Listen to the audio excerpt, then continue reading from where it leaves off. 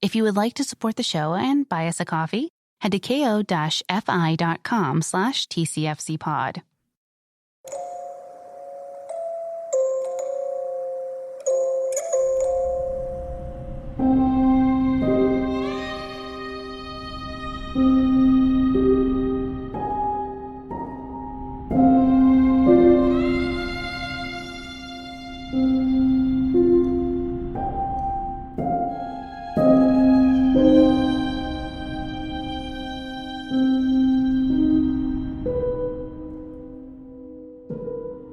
Welcome back to It's Haunted, What Now? I'm your host, Lainey.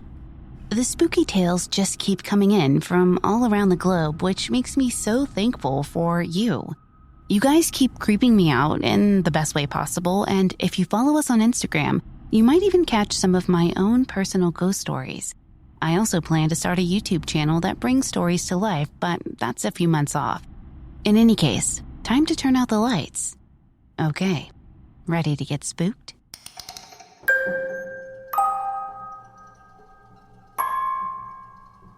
Our first story comes from the Impatient Moon, who shares their experience with what they believe to be a malicious entity in New Orleans, Louisiana.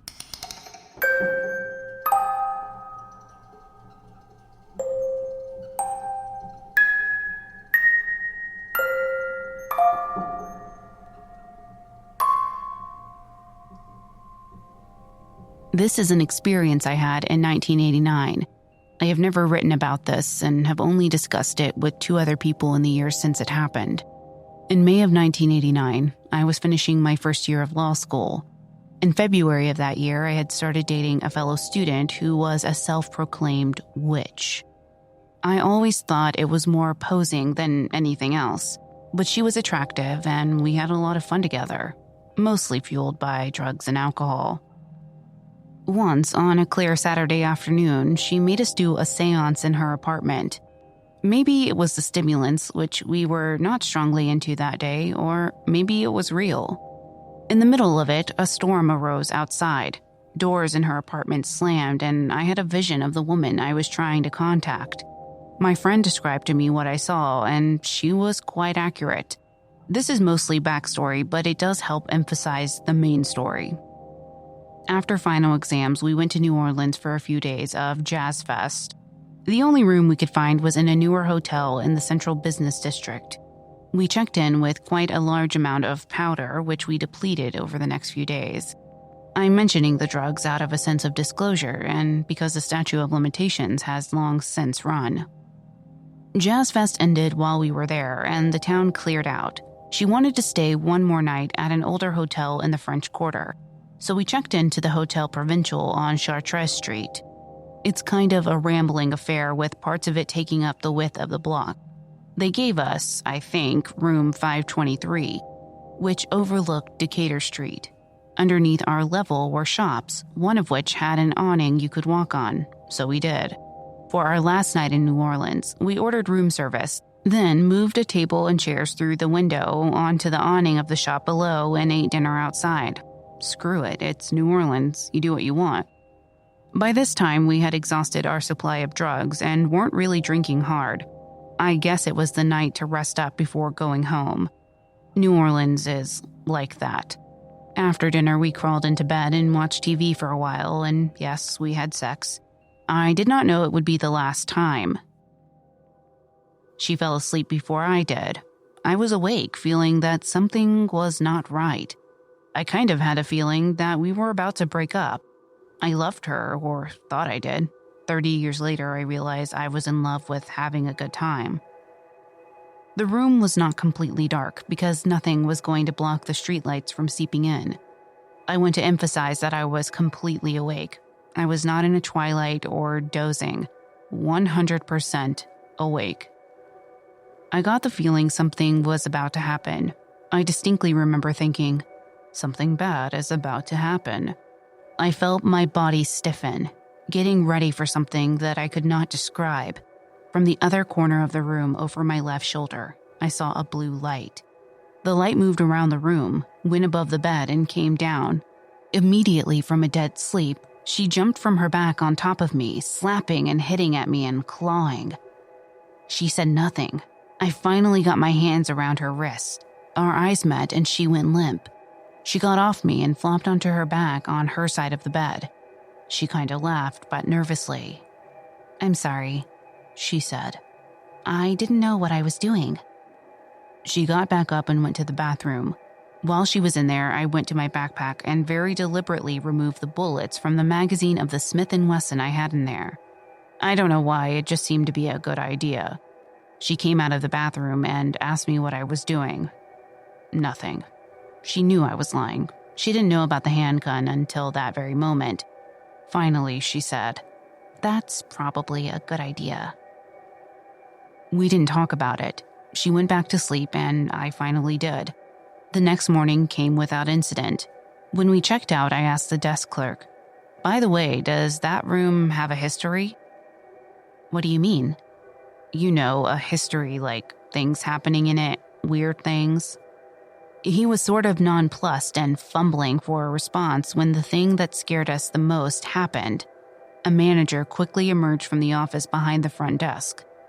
"There is nothing wrong with that room, sir." "Well," I said, "I'm not saying there is. I'm just asking if anybody has ever said that anything odd or weird has happened in there." "There is nothing wrong with that room, sir. We hope you enjoyed your stay." The way he said it was so final. My friend and I looked at each other. She looked both amused and scared at the same time, like, "Dude, you need to drop it."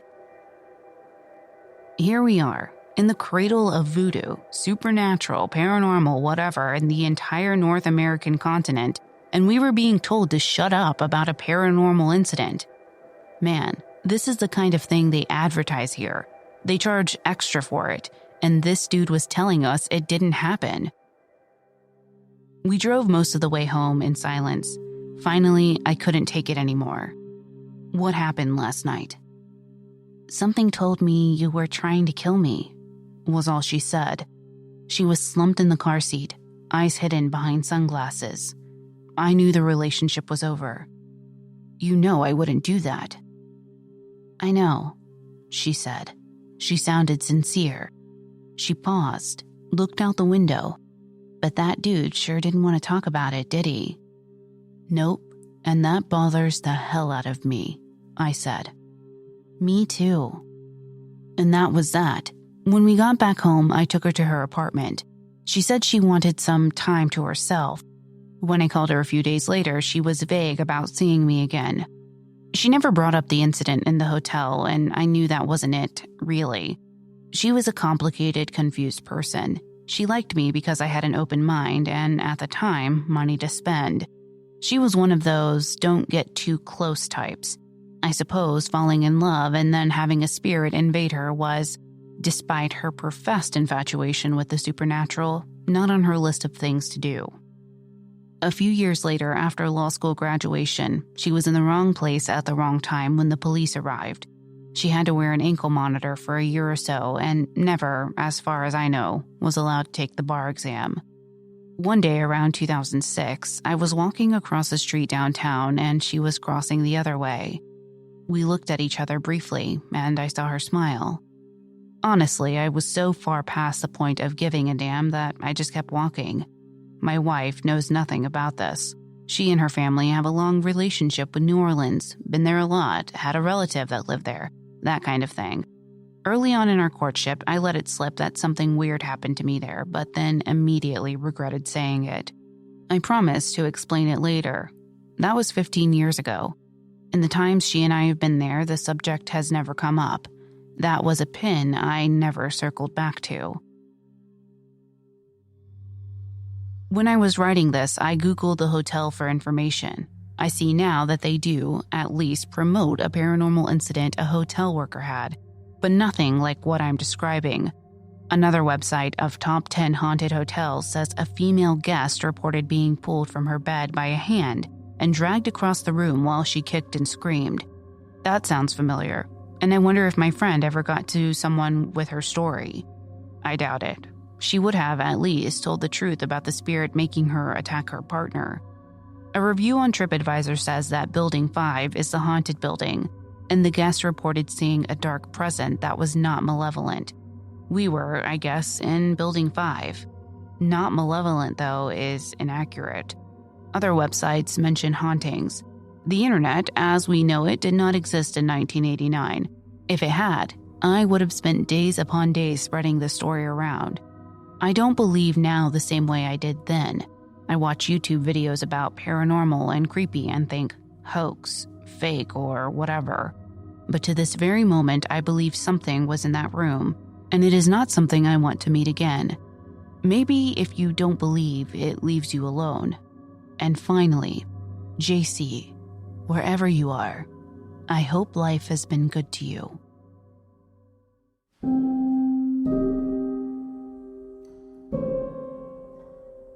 Wow, what a roller coaster. I for sure will look at the Hotel Provincial next time I plan a trip to New Orleans. Anyways, I have no explanation for any of that except to say that it is New Orleans, so it doesn't surprise me one bit that you experienced something so strange there, and what a strange reaction she had when you didn't provoke her at all, so, creepy. The whole thing really does leave me scratching my head, and our next story comes from Breaker, host of the Darker Side True Crime Podcast.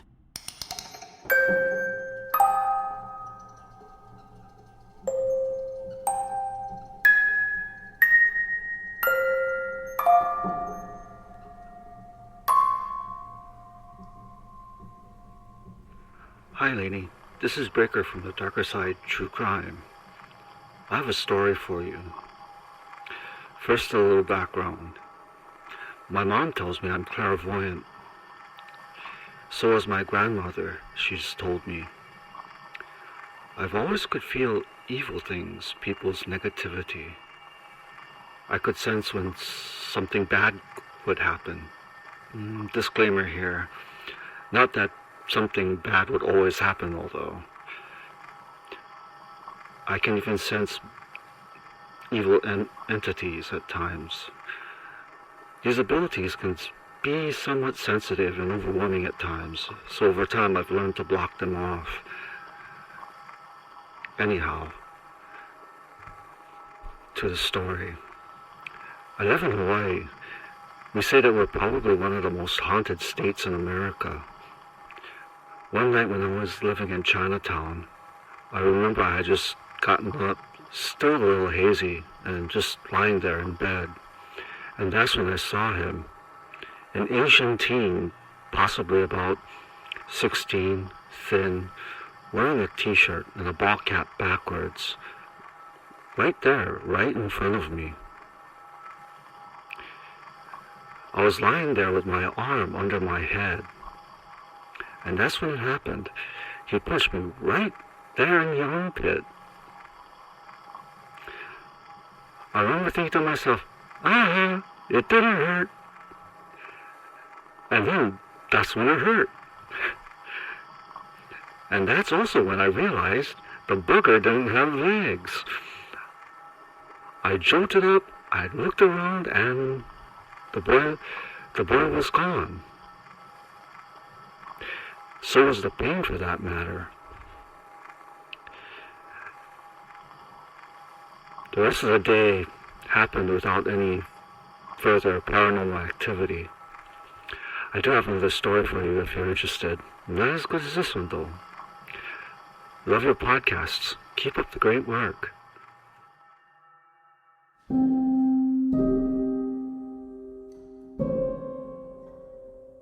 I'm going to pause the spooky tales so you can hear a word from our sponsors. I'm back to tell you about BetterHelp. I have found a great counselor that has really been helping me. Finding the right counselor when you need to talk can be a daunting task, but with BetterHelp, it doesn't have to be. For over a year, I have found that online therapy is right for me. BetterHelp will assess your needs and match you with your own licensed professional therapist. It's great because you can start communicating in under 24 hours. If you're thinking you can't afford it, then think again. It's more affordable than traditional offline counseling, and financial aid is available. BetterHelp wants you to start living a happier life today. Visit betterhelp.com/itshaunted. That's betterhelp.com. That's better, HELP, and join the over 500,000 people taking charge of their mental health with the help of an experienced professional. Again, a special offer for It's Haunted What Now listeners. Get 10% off your first month at betterhelp.com/itshaunted.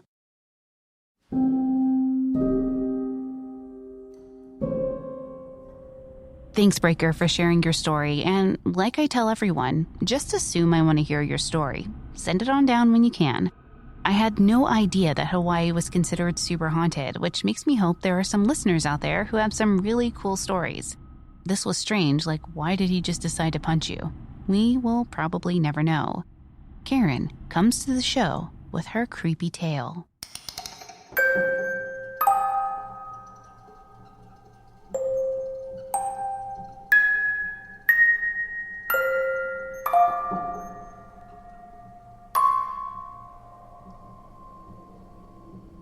Hi, Lainey. Like half of your listeners say, I'm kind of a paranormal skeptic, but I love anything spooky or ghostly, including your podcast. And I won't say that I don't believe in ghosts, if you know what I mean. My husband's grandma died before I met him. When we got engaged and were staying at his dad's house, I took the engagement ring off and left it on the bathroom counter when I went to bed. In the dark, my husband asked where the ring was, and I told him. Just then, the light on the dresser came on, directly illuminating a photo of his grandma, who the diamond originally belonged to. I got the ring out of the bathroom and we started sleeping in another room after that, and I always close the door when we're there, just to be sure.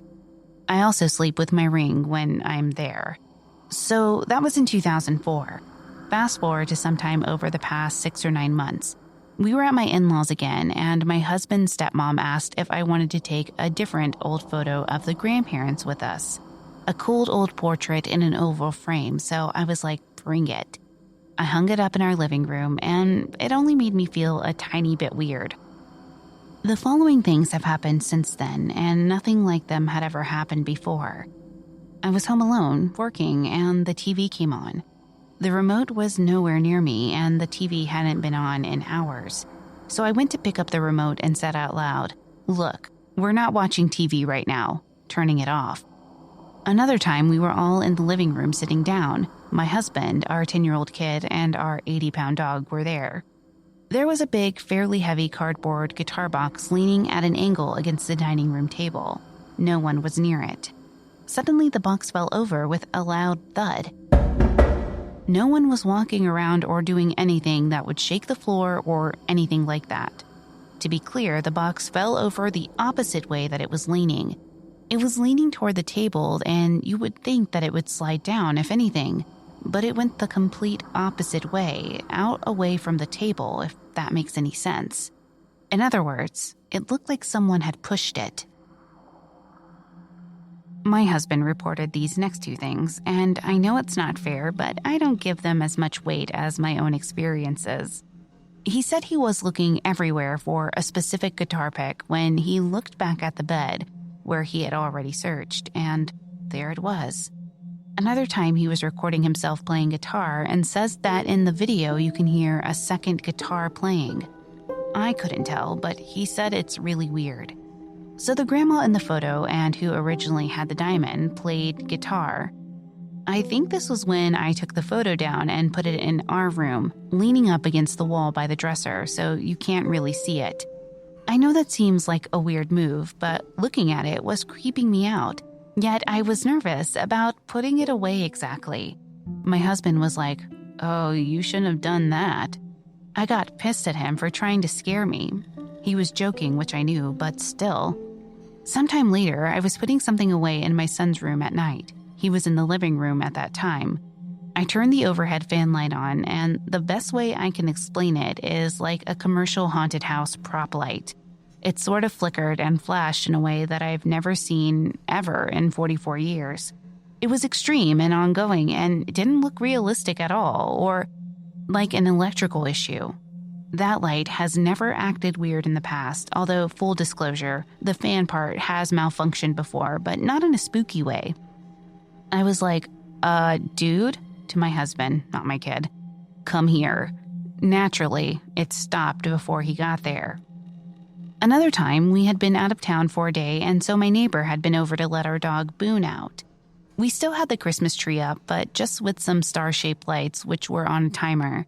They are multifunction lights, and I had them set up to slow fade. We pulled up to the house in the dark now, and through the front window, you could see wildly flashing lights. I was like, what the actual fuck? I went in first, and the lights on the tree were going apeshit crazy, flashing really fast, a setting I would never use. I actually took a video of that setting later, which I will attach if I can. It was especially creepy because there were no other lights on in the house. I called my neighbor to ask if the power had gone out while we were gone. It hadn't. I told her what happened, and she was like, yeah, the lights were doing that when I went over there, but I didn't want to say anything because I thought that's just how you like them. She also said that when she got there, Boone couldn't get out of the house fast enough. Normally, she has to bribe him to get out, even if he's been inside all day.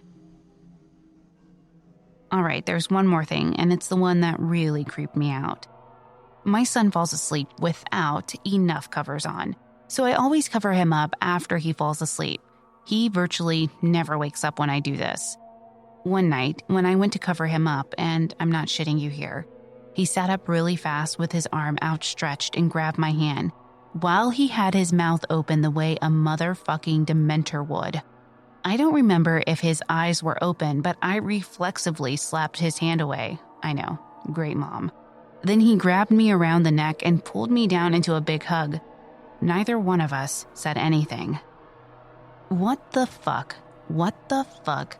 What the actual fucking fuck? He's never done anything like that before as a joke, and I really think he was asleep up until that point, and maybe the whole time. I asked him about it a day or two later to see if he even remembered it. He sort of hesitated and then said he did remember. I asked if he was joking or what. I didn't want to scare him, and again he sort of paused before he said yes. It was not exactly convincing, but also I don't know why he would lie about that. That was a month or so ago. Nothing else has happened. I plan to return the picture of the grandparents next time we visit the in-laws, but I'm kind of nervous about doing that too. We now have one of Grandma's guitars hanging on the wall in our bedroom. Maybe she likes that. P.S. I couldn't remember what dementors were called, so I Googled Harry Potter spirit suckers. P.P.S. I'm not sure how to send the videos through the website. I could email them directly, though. Just let me know if you want me to send them. Thanks.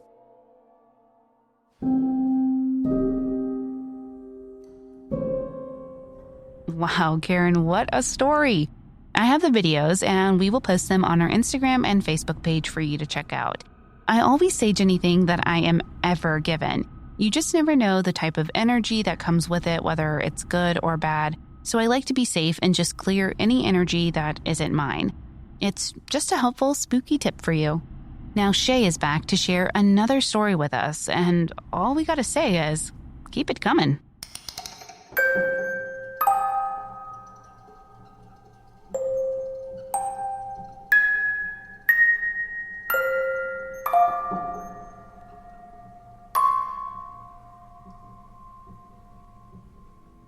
Here's another one for you in my stash of many.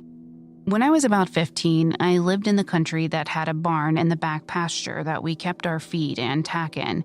We are a rodeo and team roping family. In the tack room, as we call it, was an old phone bolted securely on the wall. The phone line had been cut long before we moved in. We just never took the actual phone off the wall. Even the cord that connected the handset to the actual phone was missing. About 2:30 one morning, our house phone rang. It was 911 on the other line, asking my mom where the emergency was. My mom promptly told them everyone in our house was asleep and that there must be a mistake. She then came down the hallway to check on my brother and me to make sure we were asleep, which we were. She went back to the phone and the 911 operator and told her everyone was accounted for and asleep. The next day, we went to the barn to start our morning chores. When we opened the door to the tack room, the phone was torn completely off the wall. Bolts were still in the wall, and across the room under some empty feed sacks like it had been thrown across the room. Thanks for letting me tell my stories. There are a ton more from this house alone that I can't wait to share.